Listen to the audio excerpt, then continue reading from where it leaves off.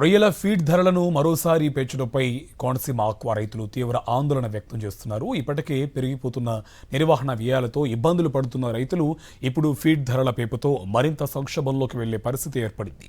మేత ధరలు, రొయ్యల ధరలను కార్పొరేట్ కంపెనీలే నిర్ణయించడం దారుణమని రైతులు విమర్శిస్తున్నారు. ప్రస్తుత పరిస్థితులు కొనసాగితే ఆక్వా సాగు చేసే రైతులు కూడా రోడ్డును పడే ప్రమాదం ఉందని ఆందోళన వ్యక్తం చేస్తున్నారు. మరింత సమాచారం మా కరెస్పాండెంట్ హరీష్ అందిస్తారు. ధరలు ఒక్కసారిగా పెరిగిపోవటం రైతుల్ని తీవ్ర ఆందోళనకు గురి చేస్తుంది. ప్రధానంగా ఉమ్మడి తూర్పుగోదావరి జిల్లాలో పెద్ద ఎత్తున ఆక్వా సాగు జరుగుతుంది. దాదాపు 80,000 ఎకరాల్లో ఆక్వా సాగు అయితే జరుగుతుంది.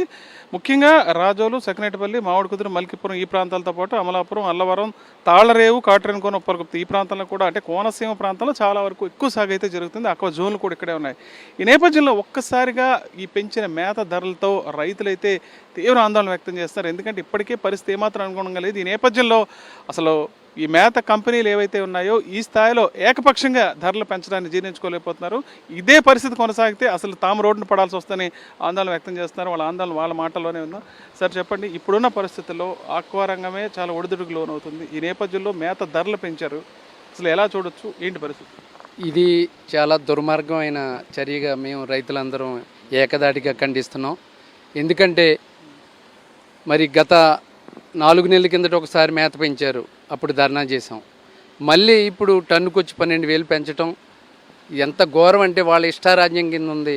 ఏకపక్ష నిర్ణయాలు తీసుకుని ఇటు కేంద్ర ప్రభుత్వాన్ని నిర్మలా సీతారామన్ గారు చెప్పినా కూడా వినకుండా వీళ్ళు ఒక యూనిట్గా తయారయ్యి వాళ్ళు మరి ఇప్పుడున్నటువంటి కేంద్ర రాష్ట్ర ప్రభుత్వాలు కూడా రైతులను ఆదుకుంటామని అంటున్నారు, కానీ ఎక్కడ ఆ విధానం కనిపించట్లేదు.